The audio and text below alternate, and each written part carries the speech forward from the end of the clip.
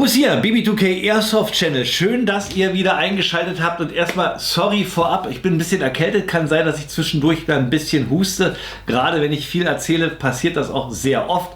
Und da ich sehr viel erzähle, kann das durchaus passieren, dass ich euch ein wenig anhuste. Aber ihr seid ja auf der anderen Seite der digitalen Welt, also kann euch da auch nichts passieren. Fangen wir jetzt erstmal an. Ich freue mich riesig, dass ich dieses Paket jetzt endlich habe. Ich habe es gestern schon bekommen und ich wollte es schon aufreißen, aber ich dachte, halt es aus bis heute, damit ich das Ganze auch gleich filmen kann, weil das ist mir wichtig, dass ihr meine ersten Emotionen gleich einfangen könnt. Und gerade bei der GHK Glock, die hier in dem Karton hoffentlich ist das wichtig. Ich habe da wirklich ewig drauf gewartet. Ich glaube, im August kam das Ganze raus. Ich packe jetzt bei einer Zeit schon mal aus, damit das nicht so in die Länge gezogen wird. Ich glaube, im August kam dann die Neuigkeit, dass die GHK Glock nun endlich kommt. Die wurde ja schon vor, weiß nicht, war das 2019 angekündigt, 2020 oder so, keine Ahnung, dass das Ganze in Entwicklung war. Und alle haben ja gehofft, dass da mal langsam was kommt, und dann kam sie. Aber erstmal nur in Asien. Und dann ging es immer weiter. Es zog sich sozusagen so langsam Richtung Deutschland, wo man sich gefragt hat, Umarex ist doch Deutschland, warum sind wir die Letzten? Aber jetzt ist es soweit. Anfang November ist sie jetzt auf den Tisch und ich packe sie jetzt aus. 399 Flocken für eine Glock, das ist eine ganze Menge Geld. Aber dazu später. Ich packe jetzt erstmal aus, das möchte ich jetzt erstmal. So, dann haben wir jetzt mal den Lieferschein, Papier. Dann habe ich noch mal eine Packung Bibis bekommen, 5000 Schuss. Das dürfte reichen. Und jetzt, da ist sie. Also erstmal,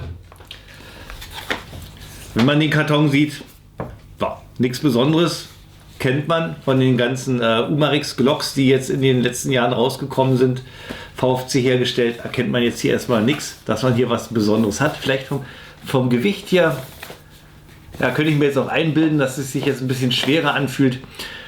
Aber jetzt ist der Moment. GHK Glock 17. Ja, warum noch eine weitere Glock aus dem Hause Umarex und dann noch von dem Premium-Hersteller GHK, und das auch noch für den stolzen Preis von 399 Euro. Ihr seht, mein Grinsen, es tut schon langsam weh, weil ich so viel grinse. Weil hier wird wirklich extrem der Sammler angesprochen.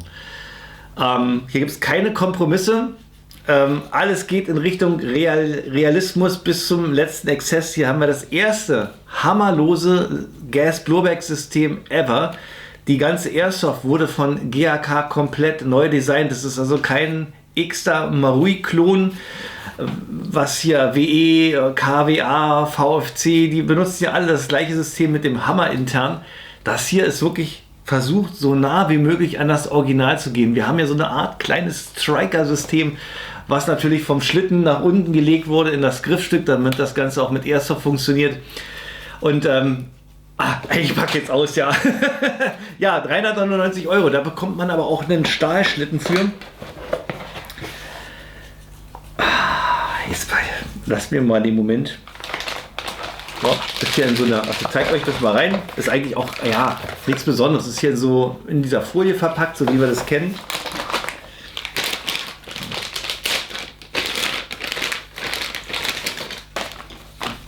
Fässt sich aber irgendwie schon schwerer an, glaube ich.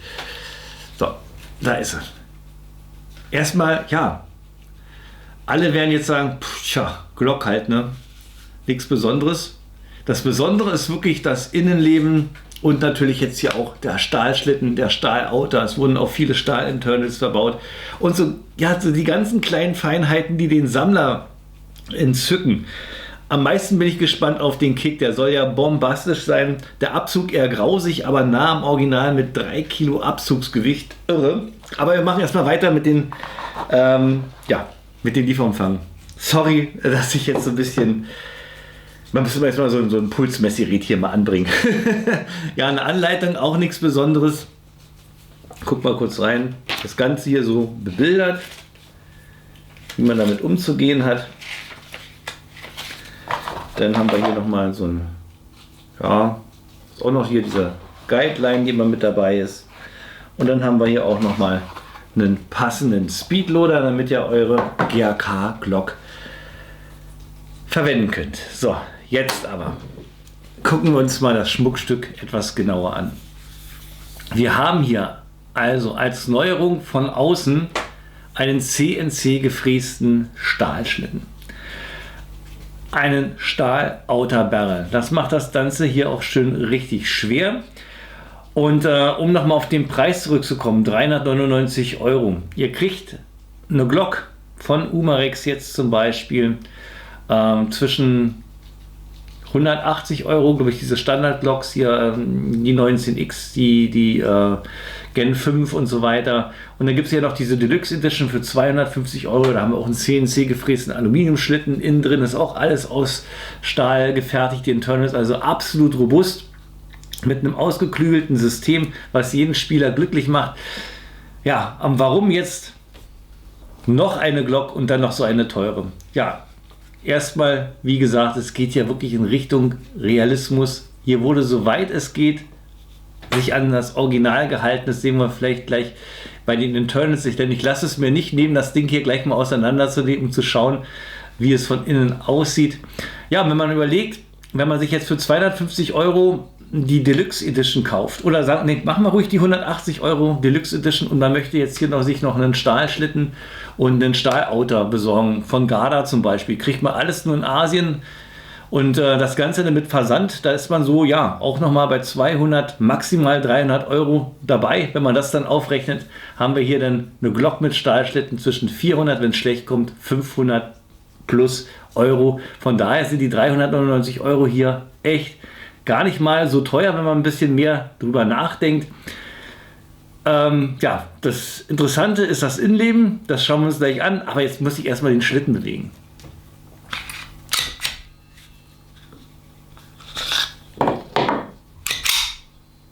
Hört euch das mal an. Absolut satt und wie das Ding schon nach vorne schmettert. Hier gibt es auch keinen Widerstand, weil wir jetzt hier im Inneren keinen Hammer haben, der gespannt wird. Von daher flutscht das hier wie ein Zäpfchen. Richtig schön. Abzug. Oh ja. Ah.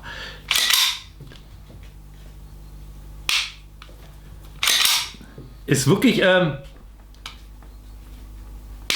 man jetzt kein Sportschütze ist, beziehungsweise bei Sportschützen ist ja das Abzugsgewicht auch nicht so stark, aber hier merkt man wirklich schon, hier muss man ganz schön pressen, bis der Schuss bricht. Ist auch nicht richtig.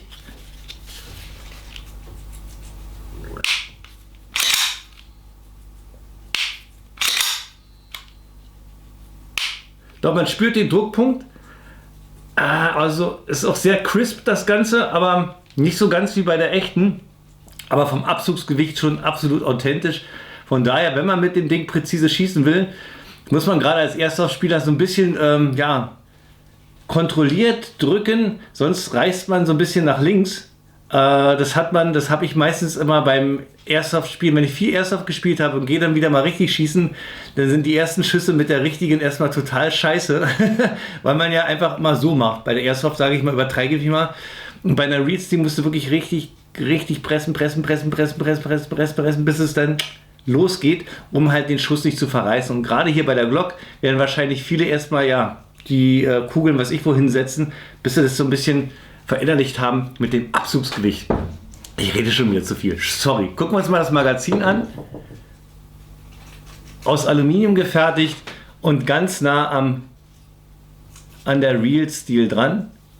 Haben wir hier als Neuerung kein Sichtfenster, wo hier die Bibis zu sehen sind zum Einführen, dass man auch den Stand kontrollieren kann. Absolut zu. Also auch hier geht es in Richtung Realismus. Auch der Magazinboden zu, kein Loch, um hier das Gas einzufüllen. Dann müssen wir nachher hier diesen kleinen Knopf runterdrücken, zur Seite schieben, um an den Einfüllventil zu kommen. Richtig leicht auch im Vergleich zu anderen Magazinen. So, und jetzt würde ich sagen, genug gequatscht. Jetzt kommt das Highlight. Wir lassen die jetzt mal zuppeln, würde ich sagen. Wir lassen die jetzt mal zuppeln und ich werde es auch gleichzeitig mal mit Bibis machen. Der Kick soll abartig sein. Und ich habe ja schon viele Airsofts in der Hand gehabt, die auch ordentlich abschmettern. Ich werde jetzt auch mal probieren, ob hier mein Lieblingslade-Tool von GAK hier auch bei dem Magazin hier funktioniert, weil das nehme ich ganz gern. Da muss man sich nämlich nicht so verkrampfen. Ja. Mal gucken. Machen wir gleich den Test. Aufsetzen. Oh, geht super. Also ich kann euch dieses Ladetool nur empfehlen. Geht richtig geschmeidig. Ich denke mal, damit wird es auch gehen, aber da muss man immer so leicht schräg aufsetzen und ja, dann verdrückt man sich manchmal und hier kriegt man wirklich sehr schnell die Bibis rein. So, jetzt geht's ans Gas. Also wenn ihr jetzt mal sehen müsstet, was ich für eine Gänsehaut kriege. So, hier draufdrücken, dass wir das ein bisschen zur Seite schieben können. So, hier könnt ihr das Ventil sehen. Ja, es gibt ja mittlerweile jetzt auch schon CO2-Magazine und auch noch ein Upgrade-Kit, dass das Ganze auch mit CO2 funktionieren soll. Was ich mich auch frage, warum braucht das noch ein Upgrade-Kit? Da liegen wir auch preislich sehr, sehr hoch. Aber jetzt, jetzt ist es soweit. Jetzt ist es soweit. Wie satt sich das Teil schon durchlädt. So. Oh! Da ich jetzt gerade einen Schreck gekriegt, dachte der Schlitten springt mir ins Gesicht. Ist ja irre. Oh! Meine Fresse. Ich will ja nichts sagen, aber das kommt echt ganz schön nah an eine 9 mm ran. Das ist ja unvorstellbar. Ich versuche es mal. Jetzt ist keine Bibi mehr drin. Gucken. Mal festhalten. Boah. Ich kann das gar nicht richtig so festhalten. Unvorstellbar. Es ist richtig hammerhart. Sehr, sehr geil. Ich blende nachher nochmal, mache ich nochmal ein paar Zeitblutenaufnahmen, die haue ich auch nochmal rein. Irre. Also ja, den Abzug muss man sich ein bisschen gewöhnen. Gucken wir uns mal die Markings an. Da haben wir natürlich, weil wir hier ein volles Lizenzprodukt haben, die Markings auch schön tief eingeprägt. Die Beschichtung, ein mattes Schwarz. Auch sehr sauber aufgetragen. Hier die Auszieherkralle ist auch separat gefertigt. Wir haben hier, da das hier wirklich alles 1:1 gebaut ist, habt ihr auch die Möglichkeit, aus dem sämtlichen Real-Steel-Bereich euch die Holster zu besorgen. Die passen definitiv. Auch die Visierung könnt ihr tauschen von der Real Steel. Das ist hier bei der hier auch nur aufgeschoben. Hinten, also nichts verschraubt. Hier unten haben wir das F im Fünfeck mit der Kaliberangabe. Ja, ich würde sagen, nehmen wir das gute Stück mal auseinander und gucken, ob ich das hinkriege. Soll ja ein bisschen schwergängig sein. Oh ja, wirklich hammerhart. Das sitzt richtig stramm.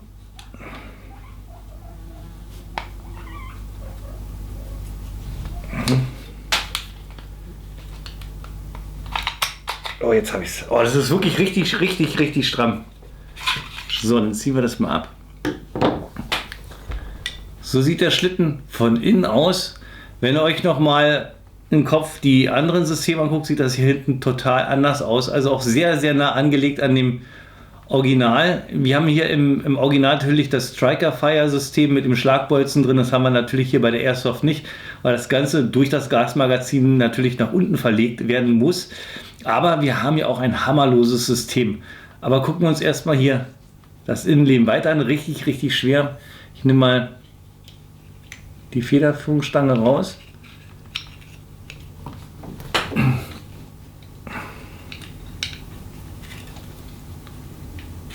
So. Nicht nur irgendwie so ein. Hier ist noch so ein kleiner Gummipuffer mit dabei. Federführungsstange, so sieht sie aus. Nehmen wir mal den Lauf raus. Der Outer Barrel auch komplett aus Stahl gefertigt. Haben wir hier auch nochmal ein FM5-Eck mit der Kaliberangabe. Das sind jetzt wohl die neuesten Vorgaben hier für Deutschland, dass hier auch am Outer Barrel das Ganze nochmal sein muss. Heißt, wenn man jetzt einen anderen Outer Barrel reinsetzen würde, hätte man ein Problem. Aber da das hier schon Stahl ist, braucht man hier natürlich nichts weiter machen. So, dann haben wir hier den Inner Barrel. Und hier der Kritikpunkt, der hier in manchen Videos kam. Wir haben jetzt hier das einstellbare Hop-Up.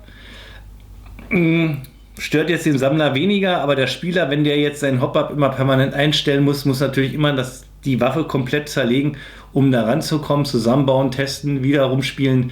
Aber ich denke mal, ja, wenn man sich das einmal eingestellt hat, dann passt das schon. Das Ding ist ja kein Präzisionsgewehr, was auf 100 Meter treffen soll. Das ist hier für den kurzen Backup-Bereich und ich denke mal, da trifft man auf jeden Fall sein Ziel.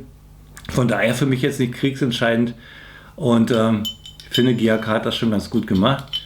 So, dann schauen wir uns mal nochmal den Schlitten weiter. Das ist richtig, richtig massiv. So, den Nozzle, den fahre ich mal raus. Hier, unter den sehen. Richtig, richtig langes Nozzle. Da kommt richtig viel Gas rein. Und das sorgt halt dafür, dass hier dieser massive Stahlschlitten schön bewegt wird und auch einen richtig schön satten Rückstoß hat. Richtig gut gemacht.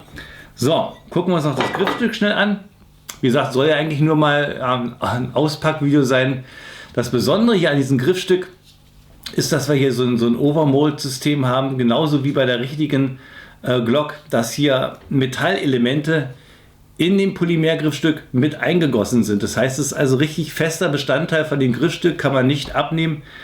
Da hat sich GAK auch ans Original gehalten und dann haben wir hier dieses, ja, Striker-Fire-System, was GAK komplett neu entwickelt hat. Also wirklich einzigartig auf dem Markt. Und jetzt mal gucken, ob wir das irgendwie kriegen. Gucken wir ein bisschen hier ran. Könnt ihr sehen, hier ist ja der Schlagbolzen. Oder besser gesagt, der Stift, der dann auf das Auslassventil schlägt und hier das Ganze ist gefedert. Hier diese kleine Stange, die hier so ein bisschen rausragt, da fährt der Schlitten rüber und resettet den Schlagbolzen. Und jetzt, wenn ich jetzt den Abzug drücke, könnt ihr sehen, geht die Feder nach hinten und löst den Schlagbolzen aus. Ich mache es nochmal. Also es wird ein bisschen vorgespannt, also wie beim Original, so kann man sagen. Und dann zack, geht das Ganze zur Sache. Richtig cool. Auch hier innen viele Stahlteile. Gucke ich mir alles dann genau an. Ich würde sagen, ich baue das Teil mal zusammen. Ja, was kann ich euch noch erzählen? Ich denke mal, jetzt muss ich erstmal selber mich mit dem Teil beschäftigen. Ich habe so lange drauf gewartet und vielen Dank nochmal an die Firma Uberex, die mir hier die GAK Glock schon vorab zur Verfügung gestellt hat, weil die ist immer noch nicht im Shop zu bekommen. Die ist im PW Store schon gelistet gewesen als lieferbar, war dann aber wieder raus. Jetzt sagen sie schon irgendwas mit Anfang Dezember, es dauert also noch eine Weile. Aber jedenfalls ist jetzt die GAK Glock offiziell in Europa angekommen. Keine Asia-Importe mehr. Das Teil kommt jetzt aus Deutschland, kann man sagen. Und ja, ob das jetzt hier was für den Spieler ist, ich denke eher weniger. Das ist hier wirklich mehr was für den Sammler, weil hier wurde wirklich viel, viel, viel mehr Wert drauf gelegt, dass man nah am Original ist. Und es heißt ja auch nicht, dass jetzt durch diese GAK Glock die anderen Glocks hier vom Markt verschwinden. Die bleiben natürlich immer noch bestehen. Und ich kann jetzt vorab schon sagen, ich denke mal, ohne jetzt großes Review jetzt hier gemacht zu haben, als Empfehlung, wer damit spielen will, da reicht eine VFC Glock auf jeden Fall aus. Da seid ihr auf der sicheren Seite. Ihr habt hier ein außenliegendes Einstellwerkzeug, um das Hop-Up einzustellen. Die Gaseffizienz wird auch jetzt schon, denke ich mal, besser sein. Da wir hier müssen wir einen Stahlschlitten bewegen, bei der VFC nur einen Aluminiumschlitten. Da sind wir von der Gaseffizienz auch wesentlich besser. Und generell denke ich mal, auch mit dem Abzug, der ist natürlich bei der VFC ganz leicht und smooth. Da braucht man nur so ein bisschen gegendrücken und hier muss man richtig Kraft aufwenden, sodass man sich erstmal dran gewöhnen muss. Aber für den Sammler, für den Deko-Sammler, der auch mal ein bisschen schießen will oder so ein bisschen Realismus haben möchte, ist, denke ich mal, jetzt schon mein Fazit, ist hier diese Glock von GAK genau das Richtige. Denn der Rückstoß, mal sehen, ist da noch was in Gas drin, ich muss das nochmal machen. Das ist so abartig. Gucken.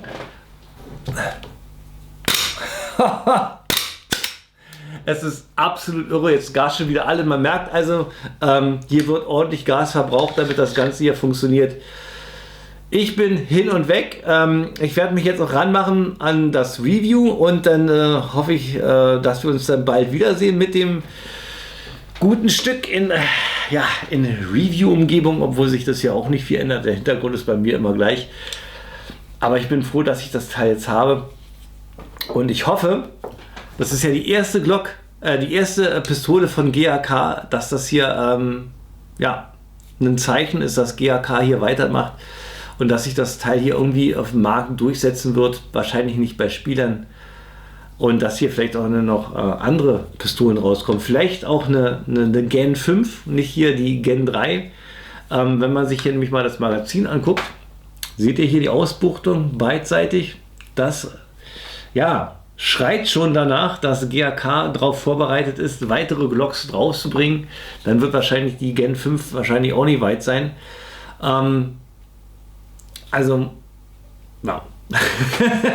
Ich würde sagen, ich höre jetzt auf. Ich muss mich jetzt erstmal ein bisschen einkriegen und nochmal mich ein bisschen mit dem Teil hier beschäftigen und auf jeden Fall nochmal ein paar Schüsse machen. Ich mache jetzt auf jeden Fall, baue ich jetzt nochmal mein Smartphone aus und mache jetzt nochmal ein paar Zeitlupenaufnahmen, damit wir sehen können, wie das Teil so nach hinten kickt. Das kickt wirklich wie ein Esel. Und es ist wirklich schon fast so ein Feeling, als würde man mit einer 9 mm schießen. Das ist unvorstellbar. Also kann man nicht beschreiben. Kann man wahrscheinlich auch nicht so sehen, das muss man einfach selber erleben. Das ist der Hammer, ja. Obwohl das ein hammerloses System ist. Richtig genial. Gut, das war's von mir gewesen. Bruce BB2K Airsoft Channel mit meinem Auspackvideo, wieder unkonventionell, chaotisch, wie ihr es kennt. Aber ich hoffe, ich habe euch schon so einen kleinen Eindruck gegeben, was das hier für ein Baby ist und in welche Richtung es geht. Das war's von mir gewesen. Wer meinen Kanal noch nicht abonniert hat, der klickt mal bitte da oben drauf.